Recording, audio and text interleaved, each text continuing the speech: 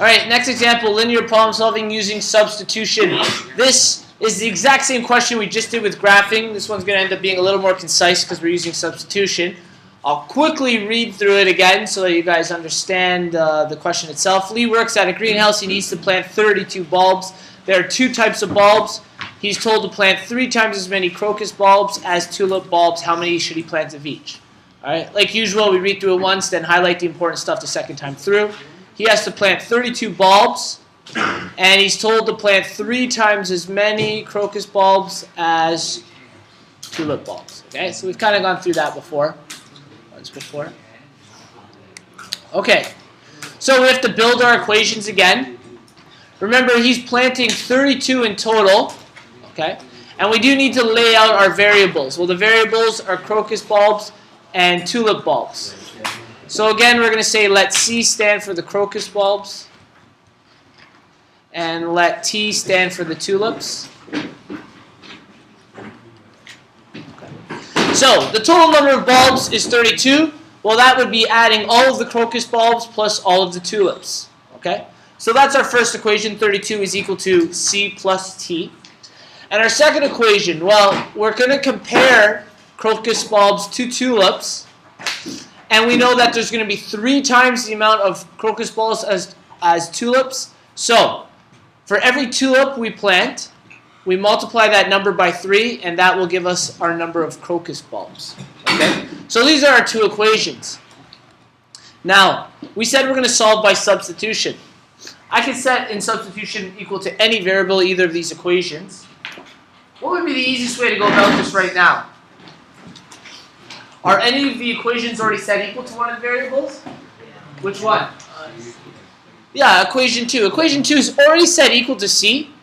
So, instead of going through the process of rearranging it, I know C is equal to 3T. So I'm going to replace the C in equation 1 with our 3T value. Okay?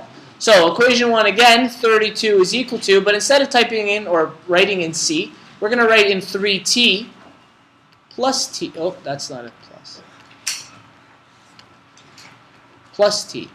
Okay? So what we did there is we replaced the C in this equation with 3T. Because it's part of this equation here. So this equation is 32 plus C plus T. Well, we replace the C with 32 and we still bring in the rest of the equation.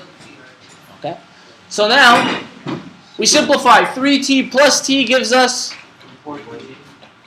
40? 4T. Yeah, I know, I got you. I was just joking. 4T, that's good. And then we need to isolate our T variable. So in order to do that, what do I have to do? Divide by 4. Excellent. So we divide by 4. T is equal to what? Perfect. Which is exactly what we found in our graphing question when we graphed that you needed to plant 8 tulips. Well, by substitution again, I'm going to take this value of 8T, and we're going to replace that for the T in one of the equations. So I'm going to take equation 1. Actually, no, equation 2 will be the easiest to substitute right in for. We know C is equal to 3 of T. We're going to replace that T with our number 8 now. So C should be equal to 3 times 8. How many crocus bulbs do we need to plant? 24. Okay? Does this make sense? Is 24 3 times 8? Yeah, and 8 plus 24 give us 32 bulbs. So we know this works, okay?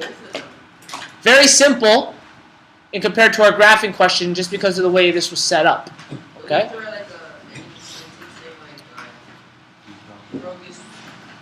We would have to write a sentence at the end, and if we were to graph this, this would be our point of intersection.